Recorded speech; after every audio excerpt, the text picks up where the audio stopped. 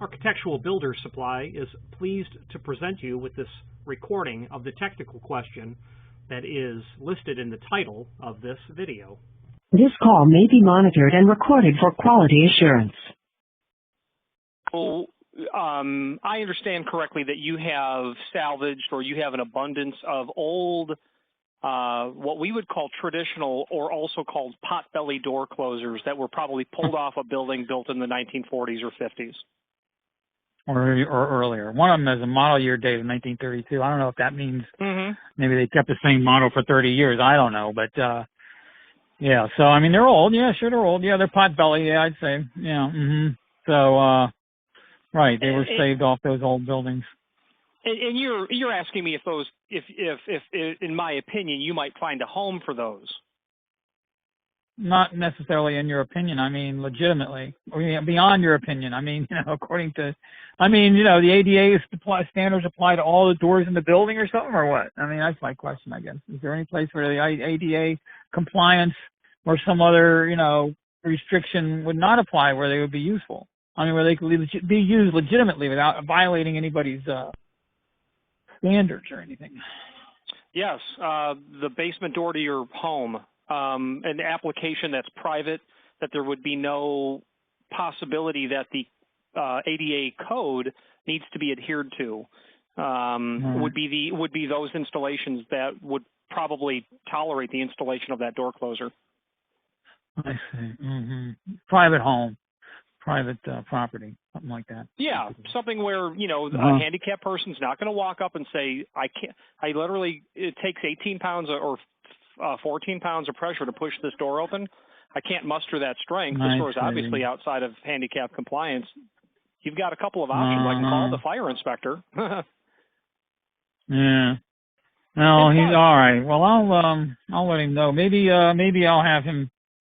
How much of those? What's your price on a door closer you were suggesting there? $75. Oh yeah. All right. Well, he might. Yeah. Well, he's going to have somebody to call about that anyway. But I'll suggest you to him. So where did you come into possession of all those old door closers? Was an older building torn down or something? We've done hundreds of buildings in our existence as a company. We're like the largest architectural salvage company in the country, and we do lots and lots of buildings all the time.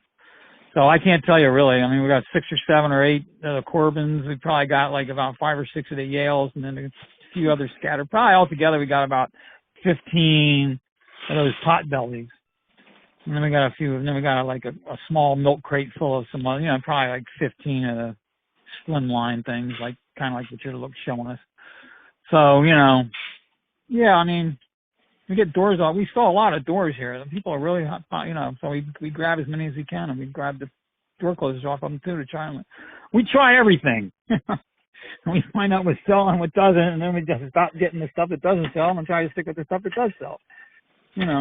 So that's the story there. I mean, we've done, old buildings, We got all the windows off the Flatiron building in New York City, for example. And oh, really? We dealt with a lot of buildings. Yeah. Mm-hmm. That's neat. Yeah, there's a copy of that in Chicago, the Flatiron Building. Oh, really? Far smaller, not nearly as big, but it's if you put the two together, it's like, yep, that's the Flatiron Building, and that's what we call it in Chicago as well. Well, that was the Flatiron Association that built that thing. I mean, I'm trying, I think that's what the thing was, but I was just wondering if they used it, a little more information on that. But yeah, we got all the windows off of that. We got like 7 left. They're copper windows. We make mirrors out of them. And they're very popular.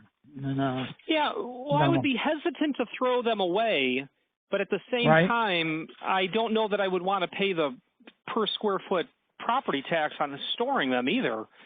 Now, here's the other side. If you were to call me up and want to buy a potbelly, so we got a steakhouse in Chicago called Gibson's. And just think of a steakhouse. Well, they build some of that stuff to look like the 1930s, 40s, 50s, and you can walk into a Gibson's and see 20 of those door closers installed. The cost to buy one of those today would be $500, $600, or more $100.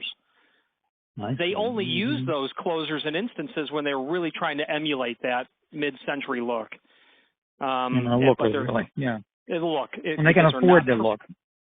They can afford the look, and they can put them on doors that are not mandatory to meet ADA code.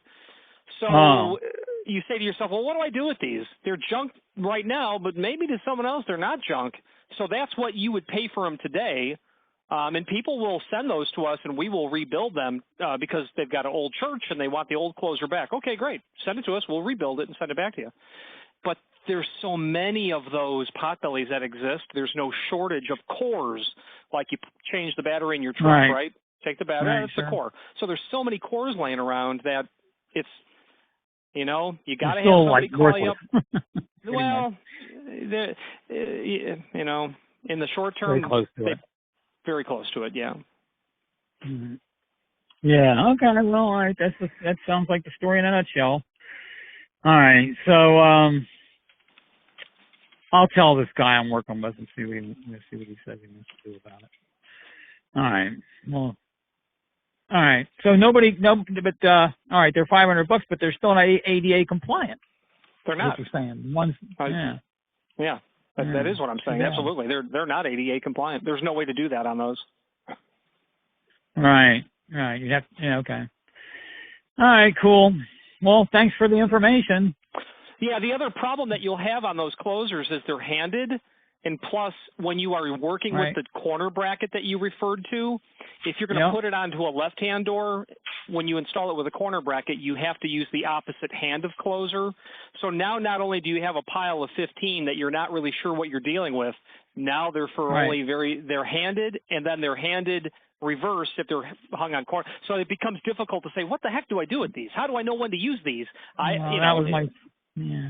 ahead. Yeah, but anyway, the amount of money you've invested in researching it, $75, done. Handicap compliant, modern technology, done. Exactly. Yeah, I know. Yeah. Right. Well, I'll refer him to you. I don't know what he's got in his pocket over there for what he's doing.